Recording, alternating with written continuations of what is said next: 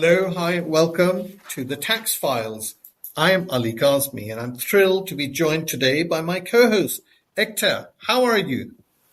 Good morning, Ali. I'm well, thank you. A little bit alarmed at how quickly this year is flying by, but very excited to be joining our audience again for another episode of the Tax Files, where we dive into the latest topics for tax and accounting professionals. Each episode will be joined by a special guest from the industry, not only to break down their crucial insights, but also to walk through their career journeys, reveal untold stories, and share a little fun trivia along the way. Ali, how have you been? I'm really well. Thank you very much for asking. It's been a great start to the year, although my personal trainer is not at all happy with me.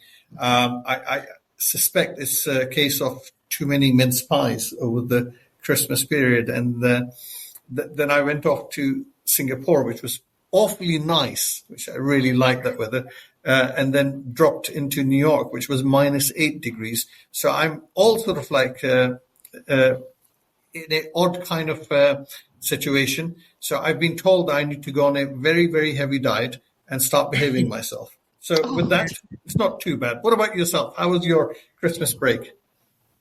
It was good. God, nothing as glamorous as New York and Singapore. I think the extent of my travels have been, Switzerland and Luxembourg, which were amazing, but both super cold, not so great on tracking on the air miles. But it's been a good start to the year. I'm alarmed at how super busy going.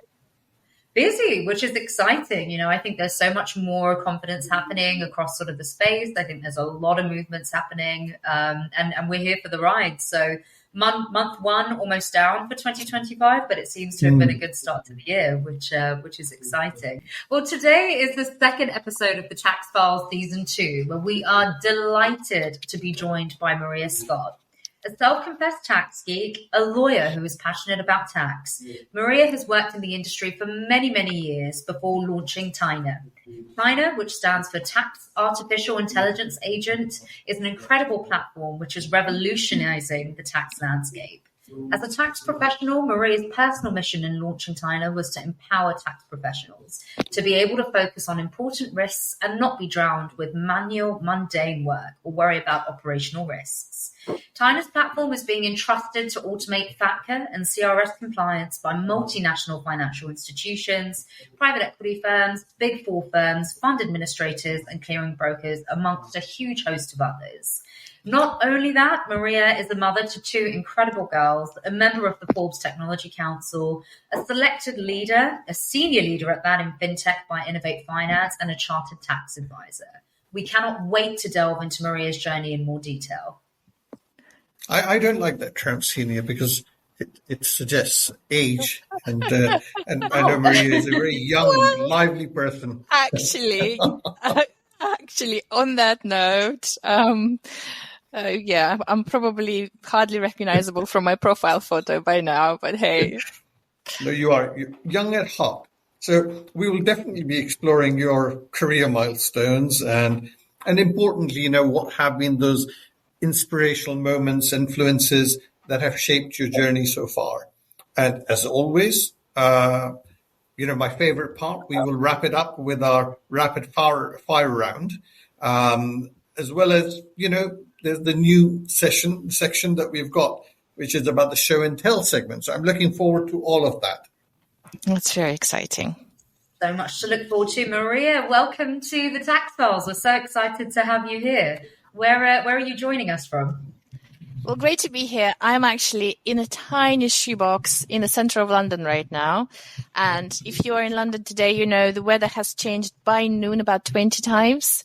And it's cold and it's dark. But I feel so incredibly blessed to be in London, honestly. I have so much to be grateful for, so I wouldn't have it any other way. 100%. I hope you're packing an umbrella, a snow hat, SPF, a cap. It's going to continue to evolve. Oh, totally. Yes. Oh, absolutely. That's the London range, right? That's like all with us every day. Always be prepared. Carry a Mary Poppins bag around and just make sure you're prepared for every weather eventuality. Absolutely. My husband even has a thermal blanket, so that's a very different discussion probably.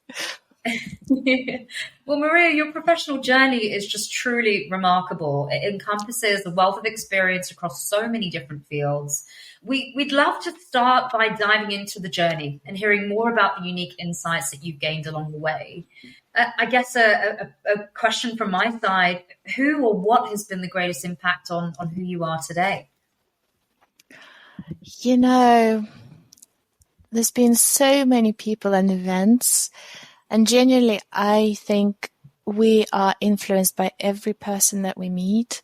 And if we just listen and we are quiet, we get to learn so much from everyone on a human front. But on a professional front, I've been very, very lucky. I still have incredible mentors. The titans of the tax world, I know, Ali, you will know, so Cyrus and Jake, who I still speak to all the time. And in the business building world, I have two incredible people who have built huge, massive technology businesses. And that is its own science. You know, there is so much to it. I have some amazing female leaders who are my mentors. And they're, you know, just seeing them be themselves in this world is incredibly educational and inspiring. And I mean, I learn from you. I listen to your podcast, you know, from every guest. So life is a funny journey, you know. I think we get to be work in progress and learn every day. That's a great call on Cyrus. Cyrus Daftari is a fantastic guy, a good personal friend, and he is. Actually, my next call is with him after you. Next call, my weekly with Cyrus. Yeah, will do. Thank you. So it sounds like there's been a lot of, you know, people and situations that have sort of influenced your journey and kind of influenced who you are as an individual today. I guess to wind all the way back to the beginning and talk through, you know, what was the first sort of inspiration that sort of started your journey into tax law and ultimately, you know, kind of led to the founding of TAINA? You know, it was definitely not well thought through whatsoever. It was not elegant and it was not well planned. I came to the UK when I was 16. I was alone. I spoke very bad English. Not that it's good now, but, you know, I really struggled to understand what people were saying. It was just due to the circumstances happening where I was at the time, and there was no choice. I had to be here. And trying to find your way, you know, as a teen with pretty bad language, I somehow got into university. And then for me, right now, I think the younger generation are so incredibly lucky they have all these choices. At the time, suddenly I felt I had to find something that was financially stable and was going to be there for me because I've seen too much uncertainty everywhere else. And two things in my mind were, not surprisingly, perhaps law and medicine. And I knew I couldn't possibly go through medical school because I heard from my friends that you have to, you know, do some experiments, which I knew I couldn't do that. I couldn't go through cutting people. And so that brought me to law. And then, you know, starting university in England, doing English law with very poor English, it was just the most bruising experience. For those of you who remember, do you remember tape recorders? You know, the tape recorders, those little devices. For those of you who don't remember, you're probably too young. But those are the things we used to use to, you know, record audio. So I used to put that in front of me and listen to the lecturer again and again, just trying to understand what Judge Denning said in the Widgets case. If you remember those, you know, it was just so hard. And then we had a tax law course. And that was such a breath of fresh air for me because I could understand it. It was much more statute-based. You know, there was very little of the judge so-and-so said so-and-so in 1860, whatever. It was more like, okay, this is what the statute says. This is the formula. And these are all of the sort of rules. It was much rules-based, so I could get my head around it a lot more. So that's how I fell into tax law. That's what happened. It wasn't actually well planned, and I think it's fascinating, and you too will have a really interesting perspective on this, how all of us end up in tax space to begin with, right? Very few people are born thinking that's what I'm going to do. And yet by the time we are here, we love it, and we wouldn't have it any other way. So yeah, that's my story. That's how I ended up in it. I love it though. I really am grateful that I'm here. Well, so are we. I think loss for the medical profession is a gain for the tax world. So well done. Oh, probably 5,000 people saved. Yes. Absolutely. And it's amazing, something, so earlier on that could conform your interest and kind of get you on a path that maybe you didn't, initially anticipate. I guess coming to the UK as essentially first generation into the space and entering the tax world and growing a career from there. How did you get from, entering the space from a commercial perspective to kind of really getting to the point of thinking, actually, it's time to start my own firm and kind of get into my own venture? Yeah. In those days, you had a very defined career path. Once you're a lawyer, the first challenge was going to get a training contract, which was really, really hard at the time. I'll spare you the details of that. But then there was an amazing tax partner that was doing the interview who basically, I don't know, he took a pity on me. He gave me a job. So that was my first job in the city. And when I did a seat, as a lawyer, you have seats. You have like 6 or 4 months in different areas of law. I had a seat in tax, and he was just the most understanding and good manager and I guess people person. His name is Mark Stapleton. I hope he's listening.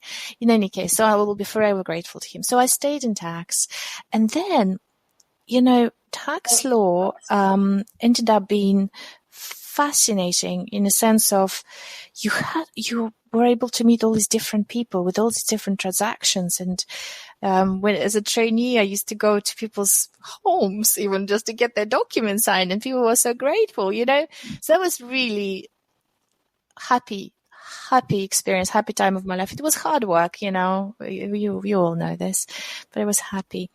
And then came the next move, and that was really just, as an advisor in Ali, you will really understand how that feels probably. You give advice and you always wonder, what did they do with it, Was it helpful? What happened before they asked for this? And whilst people were very appreciative and grateful to hear what you have to say, I always wondered, is there more to it, And so my mission was to spend 5 years in the industry, learn as much as I could, and just come back into law and be a better advisor. That's what I wanted to do. Do you think that the skill set to be an advisor in a legal firm is very different to being a tax professional within a banking environment? I think there are differences, yes. I think there are a lot of common characteristics, and clearly you have to understand the domain, and you have to be very strong technically. At least you have had to up until now, and we can talk about what's happening right now in our talent space. But I do think there are significant differences. When you're in a law firm, you get to advise from the ivory tower. And yes, you build rapport with your customer and you add value in the best way you can, but ultimately you are kind of a step removed, and you can always qualify your advice, and it's all very pretty and you put a bow over it. When you're in a bank or in any institution, private equity firm, whatever it is, it's real, right? You get this advice, it's beautiful, but you have real life and it's all about implementation. And then it's all about operations and how does that feed downstream with our processes. And so I think there is a lot of differences. And I think the two, when they're combined, they're like yin and yang. If you can understand both, that's like amazing. I've even had some of my clients who are who come in from the tax legal background and for various reasons within the organization are finding themselves managing tax operations talent. They are having to learn very different skills. It's a lot more about execution, implementation, timelines, handovers, clarity, checklists. and a lot less luxury on, imagining all the beautiful arguments that could come up. And I sense that a lot of people are unable to make that transition. And, what would you say were the challenges that you felt moving from the legal firm to JP Morgan when you ended up there? I loved both, and I very, very much loved the teams that I worked with in both places. So it was very, very enriching experience in both cases.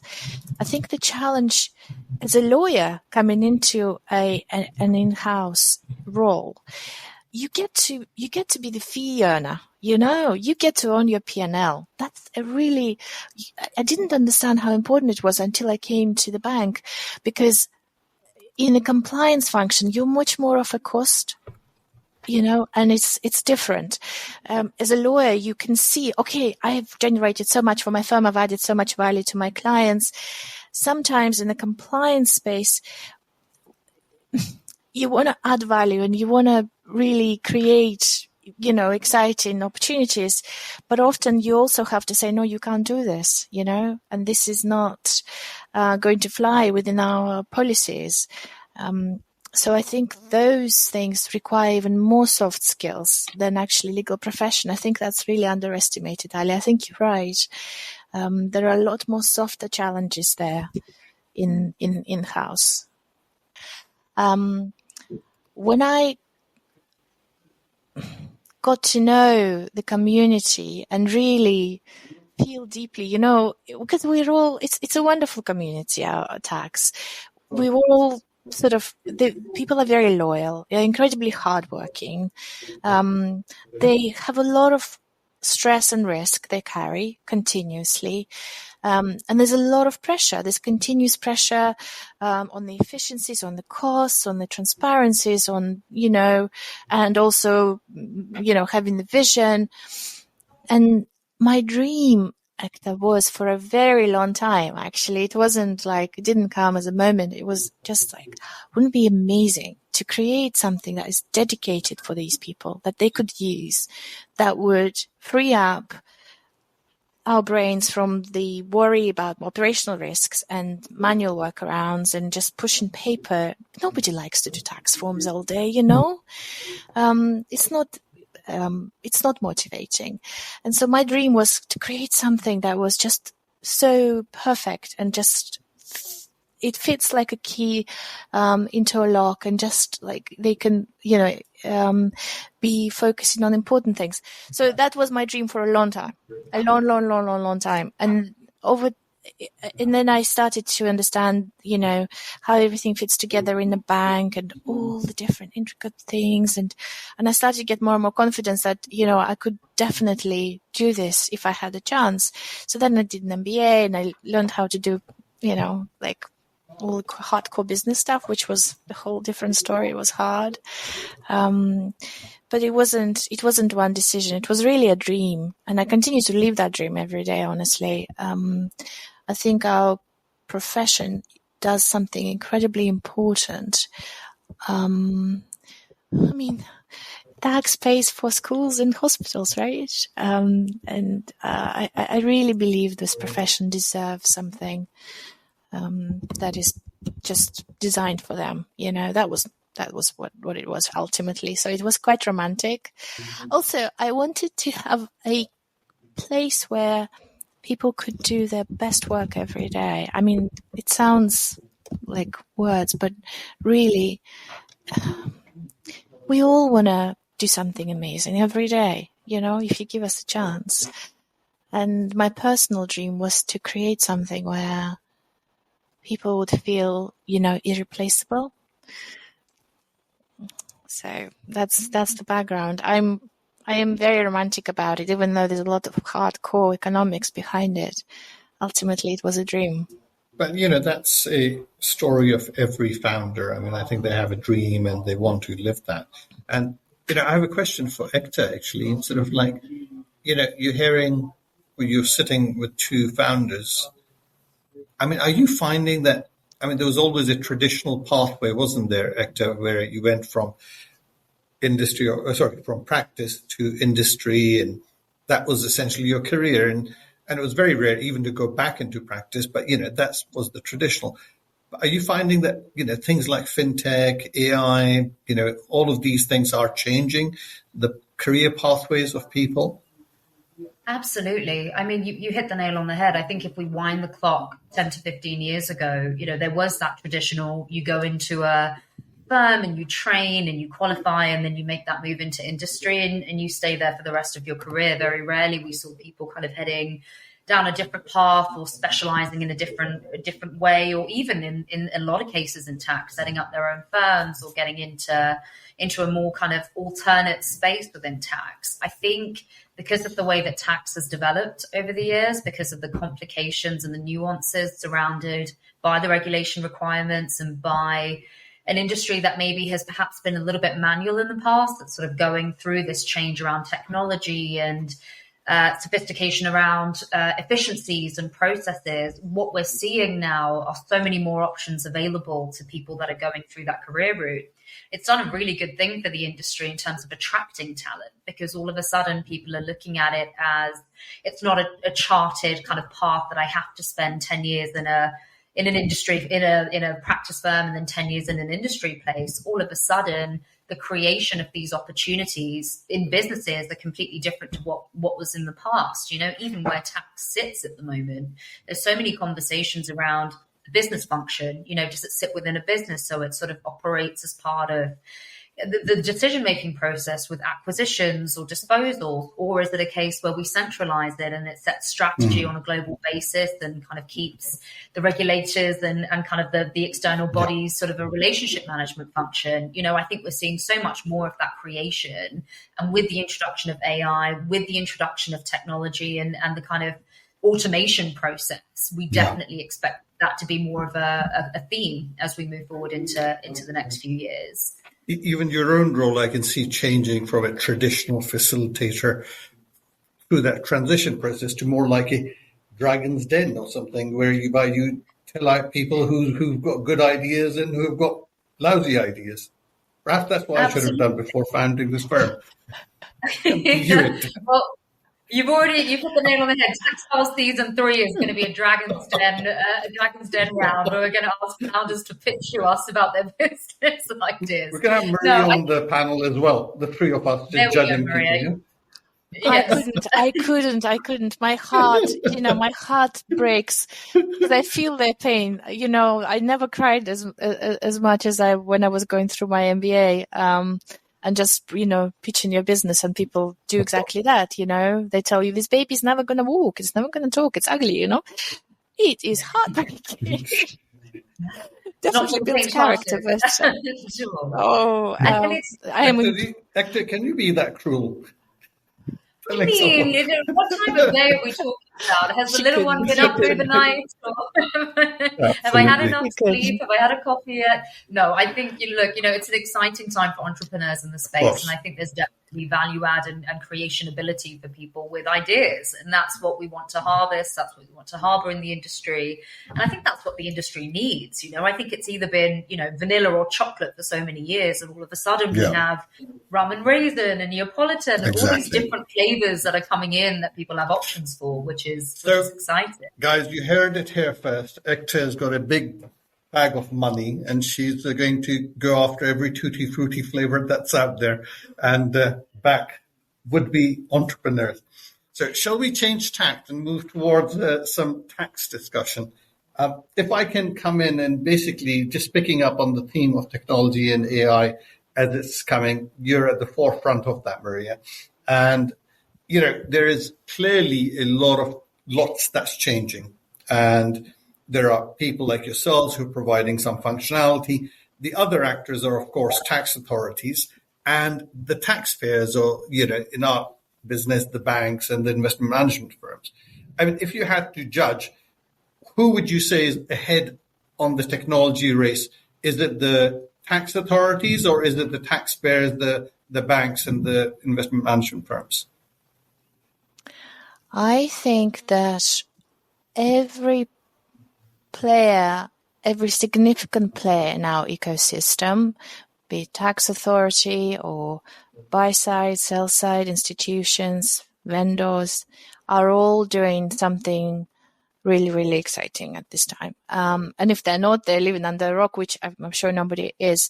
I think what we hear a lot about, and it's kind of publicized a lot, is all the things in the press, or when we start to experience the tax authorities inquiries, we realize, oh no, they are using technology. They are starting to use AI to spot patterns. So that's definitely a theme. And I think there's about 40 tax authorities so far in the OECD alone that sort of made it public that they are using technology in some way to review information. So they're making progress, and they're going to continue to make progress. Financial institutions are doing a huge amount to test and investigate all the use cases. There is so much resource that goes into it. And of course, they are limited by the all the various constraints of the regulated institutions, right? So you've got a lot of data concerns. You've got the legacy systems. There are a lot of limitations, but within those limitations, what I'm seeing is a really exciting opportunities for point solutions to come in and revolutionize certain parts of the process.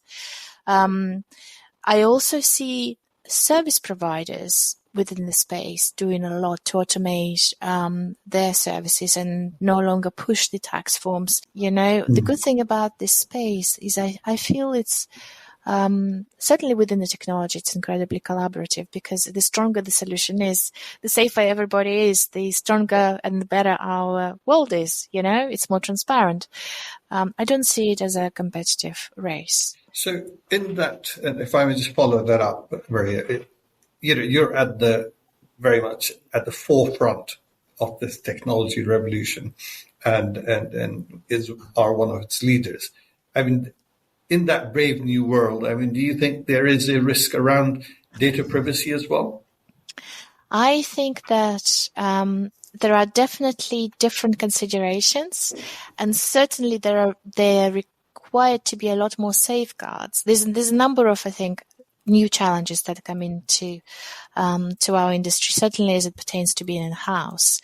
There is the temptation to use open source models, right? We heard only yesterday there was some exciting news on new providers coming in. So that temptation, I think, in hands that are inexperienced and with fewer guardrails could create some really serious issues, right?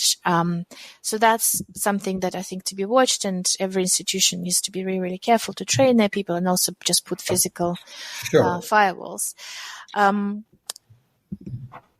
The additional, I think, challenge here is that the revolution that we're experiencing, and Ektaa shared it with us beautifully, the talent that we're now seeing, the talent that we're able to attract in the tax space is so diverse.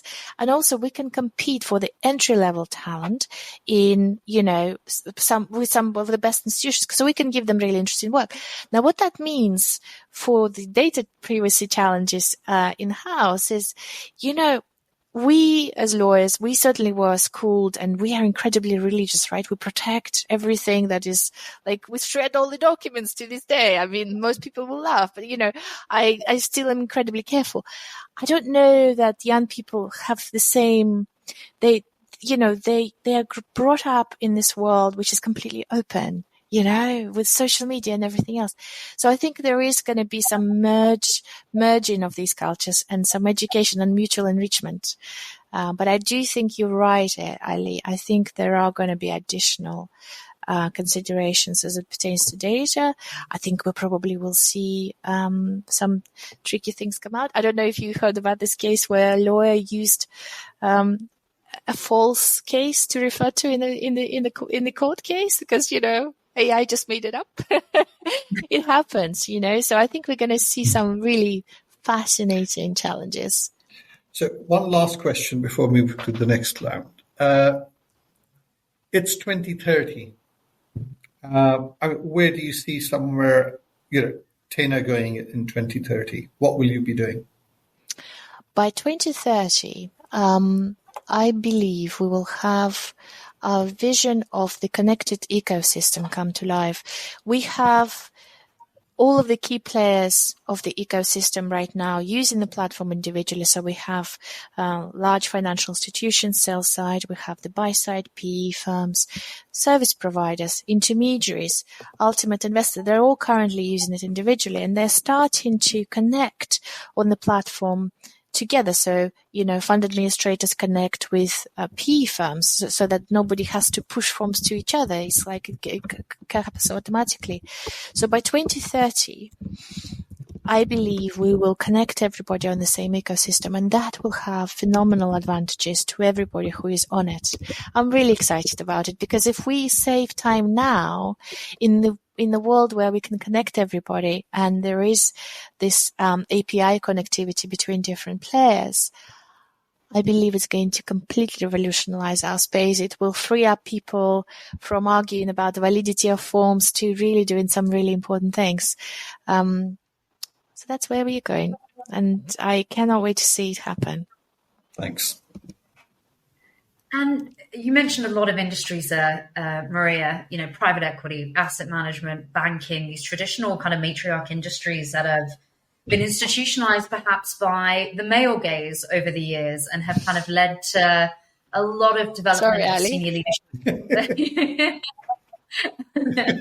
Have led to the development of, leadership from the predominance of males at kind of a C level and a C number 2 level. I saw an alarming stat the other day that said something like 78% of C-suite kind of individuals within a lot of these industries are still dominated by the male gaze, rather than sort of considering perhaps female talent at the same level or same sort of, or in a lot of cases exceeded competency level. What do you think can be done to foster greater female representation in leadership roles within the RegTech and broader financial services sector? What do you think can kind of cause that agenda point to be pushed? Actually, this is such a huge point. And I think you're right. The stats are shocking, right? But if we think the stats are bad in the financial services industry, actually the big banks are pretty good at, having all these talent nourishment, procedures and town halls and mentoring and all these things. So actually the banks are much better than most at this. Where I really experience it is the founder space, the entrepreneurial space that Ali referred to. And it's shocking. We have the same number of women and men starting businesses, and less than 1% of the whole funding goes to female founders. It is shocking. I've been incredibly blessed, relatively speaking, but I still remember, those occasions. There was one when I went to pitch early on to a male investor, and he was incredibly polished and successful. And I don't think his wife ever had to work, which, is wonderful. And they had a wonderful family life and everything. And he asked me, "Why did you leave JP Morgan? Are you bored? Why don't you just do yoga?" And at the time, I had a toddler and a baby at home. I just lost my job. Well, I left my job. I didn't lose it, but I felt like I lost something very important in my life, security. And everything was just so hard.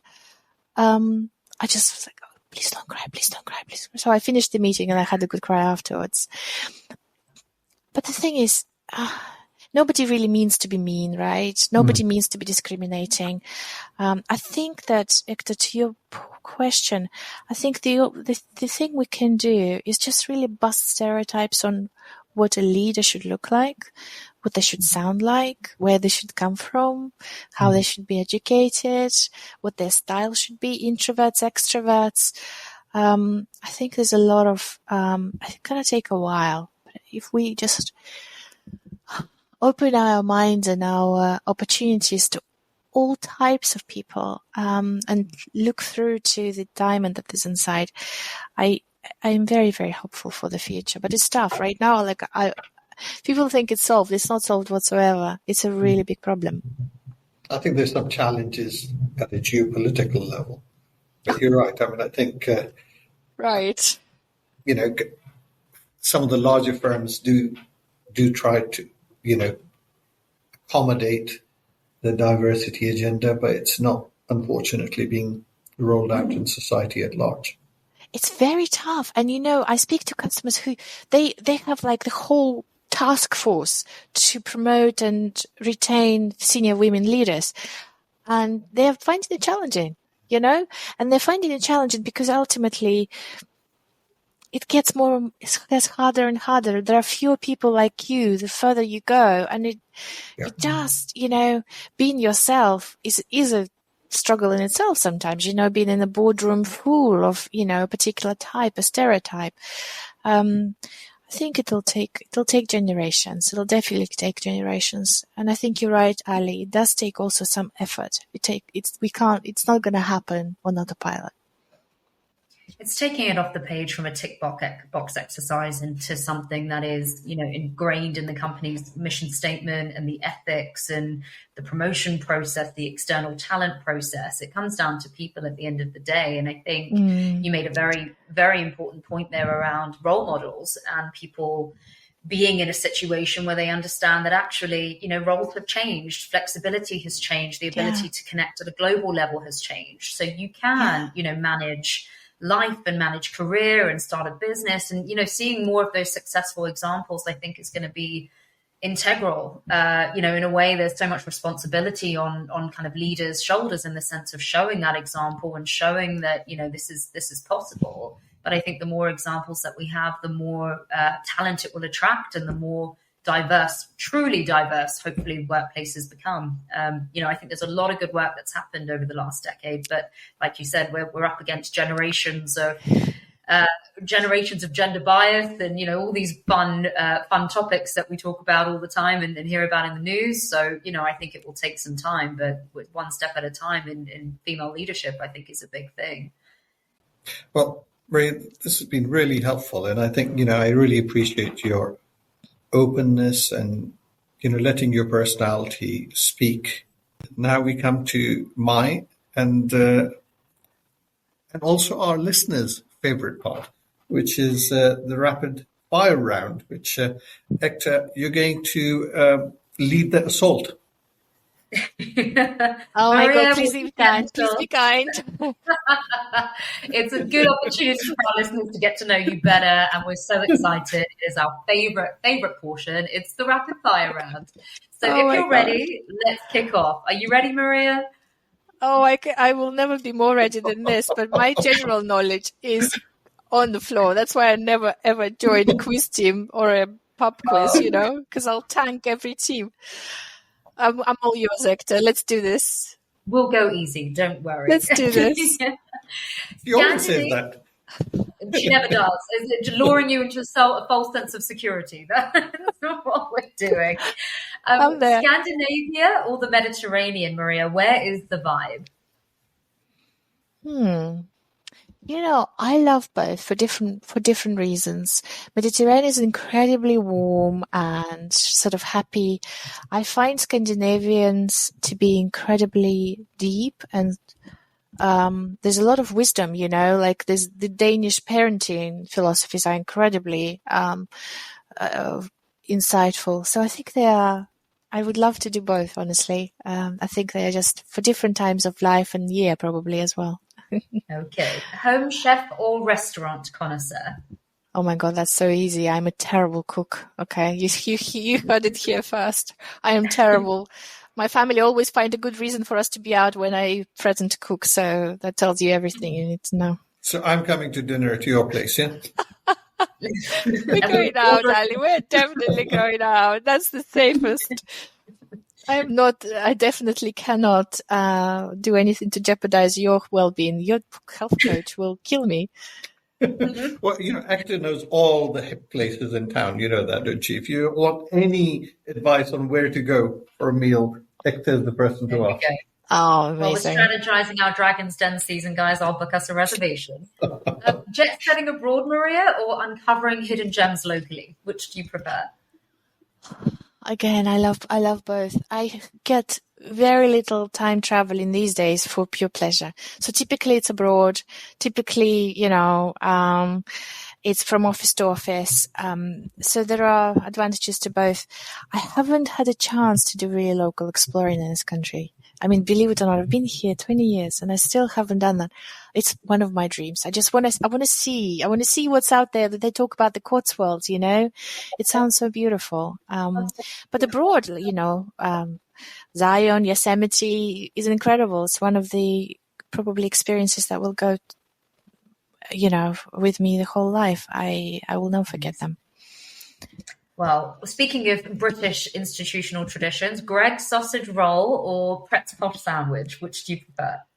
Oh my God. I am so boring. I'm so boring. Out of the two, I'm going to just cut this short because that could make its own podcast and that will definitely make you laugh. But let's stick with Pret because, it's got more options. I will survive at Pret for sure. Beethoven or Biggie? What do we prefer music-wise? I'm actually, and now my girls are growing up. They're giving me all this culture. I used to be really into R&B and Latin, and I even used to go dance, do Latin. So I really love the beat and the bachata. But I also, do really appreciate, and more so as I get older, Ali, as I get older, I start to appreciate a lot more of the classical music. Yeah. So it's a Biggie. I think a woman after my heart. I'm maturing into it. Punk Rebellion, Maria, with Vivienne Westwood, or Timeless Chic with Chanel? Which do you prefer? So for me, again, I'm very risk averse. Okay. I probably cannot carry off, Vivienne Westwood. I know you can probably be safe with the more conservative. So that's me. But again, my girls, they're tweens and they educated me on all these, new designers. So I'm learning, but I'm risk averse. I'll be honest. I'm not adventurous. Netflix marathon or losing yourself in a page turner? I listen to audiobooks. I listen to audiobooks and podcasts all the time, like literally all the time. It's just a background radio for me. And I'm so grateful for that invention. I don't know what we did without it. I don't really watch TV except when my kids want to watch it. So, is there a particular genre that you go to? Ali, you're going to find me so incredibly boring. I am still up to this day all into when I'm really, really exhausted and I allow myself to watch something like on a flight, when you're really exhausted. I tend to go to the business stories and just like big inspirational sports people, this athlete, how did they do this? And Serena Williams, I just find it so incredibly inspiring. People go through these adversities. So at the moment, this is my main thing. One day I can't wait to start, maybe watching fiction, and it's going to happen, it's going to happen. We're hopeful for you. One day. Thank you. Morning coffee or midnight cocktails, Maria? Where would we catch you? Morning coffee for sure. I am just, by 9 o'clock, I'm in bed. Okay. This is like, this is a boring fact. I get up at 5 and I'm in bed by 9. That's it. That's my life. Are you part of the 5 a.m. club? I don't even know what the club is, so that tells you everything you need to know about me and clubbing, right? I haven't been invited. It's all these guys who wake up at 5 o'clock in the morning. I only do it because that's just like... You were doing it before it became a book or whatever, I don't even know what that is, honestly. You're trendsetting and you don't even know it. You get a lot done before everybody wakes up, I find it quite rewarding from that perspective.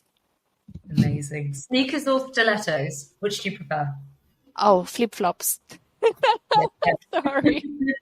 Mid-ground. Indie These films days, even in meetings sometimes. Indie films or blockbuster hits? Which do you prefer? Documentaries. I'm sorry, Ektaa. I'm so boring. I prefer documentaries about real people, like real life stories, especially if they overcome something difficult. That really inspires me. But my children, they love blockbusters, so I get to see a fair amount when I take them to cinema. So that's A bit of both. that's my extent of my knowledge is Disney these days. It's a good one. And finally, ocean waves or mountain peaks? Oh, do you know, I spent a lot of my childhood, some of my childhood anyway, in really incredible mountains. And so mountains really have a thing, you know, they have a real energy. These days it's mainly oceans because, you know, that's where kids like to go. But one day when they grow, I can't wait to take them, you know. Mountains are incredible. Couldn't agree more. Maria, you made it. We finished the rapid fire. Oh my God, I survived. Oh, thank you so much. Yay. Thank you for being kind to me. Thank you. Hopefully I know it you wasn't went too easy on me. Some of the questions you asked, Ektaa, you know, from previous guests, I was thinking, oh my God, I have to Google this. What do I do? Well, you made it and you did so well, Maria. So well done. You did it. Well, look, as we near the exciting conclusion of our conversation with Maria, it's time for one of our new favorite segments called Show and Tell. This is where we invite our guests to share something that's truly special to them, whether it's a beloved book, a catchy song, a memorable travel experience, or even a cherished object.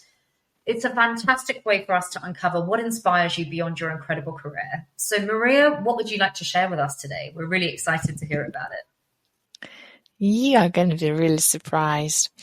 My secret object, and this is my superpower that nobody knows about, now you do, you heard it here first, is this little heart. It's very soft, and it was made by my girls in their nursery. Obviously, some very kind person helped them create this, and they gave this to me when I wasn't very well and I had to travel a lot, and I take this with me everywhere, and it's under my pillow when I travel, and I also take it in my bag if I have something very challenging to do. And it's my superpower, I swear. This is where it's at. You heard it here first. Okay. Beautiful. Well, thank you for the incredible career that you've shared with us. It's been a really, really insightful, and I'm sure it's going to be inspiring for others when they hear about it's my privilege. You have really had such a fantastic impact on the industry, and you are one of the industry leaders. And for our listeners, if I may just ask, you know, are there any final takeaways that you would like to share? You know, first of all, we're all work in progress, right? I really believe that. I am work in progress, and 5 years from now, you're going to be surprised with how different I am, and we all get enriched with this. And what I often get asked, and I just genuinely want to really people believe that nobody is born to be a leader or anything special. Like, it's all inside of us, and a leader or anything really great that you want to be manifests when your life calls for it. When there's something really, really important, the leader inside you will rise and it will make it happen. And that's my genuine belief in every one of us. That's you really do embody a real sense of authenticity and core leadership. So thank you. Well, you're a great interviewer. Thank you. And thank you for doing this. This is really important for our community. You know, I think you're doing an amazing job for the tax community doing this. It's been a really inspirational conversation, and our hope is that people take their experiences and the highs and pitfalls of kind of being entrepreneurial in their industry and get inspired by someone like you, Maria, who's just done such incredible work across the industry. So we're so flattered to have had you on. And to our listeners, thank you for listening to the Tax Files. It's been a pleasure having you join us. Please subscribe and get in touch if you wish to discuss any of these topics with us and our team, or if you have any questions at all. We will catch you here again at the same time next month with a most esteemed guest. To stay up to date with the announcements, updates, and guests reveals, please follow WTS Hansuki on LinkedIn. Thank you very much. Thank you. I learned a lot from you, actually, from both of you. And of course, I'll be back for your recommendations, Ektaa, and your founding advice. Ali, I'm really looking forward to that. Thank you. You're very kind. Thank you so much. And big thank you to Ektaa. Thank you very much, guys. Till next time. Goodbye.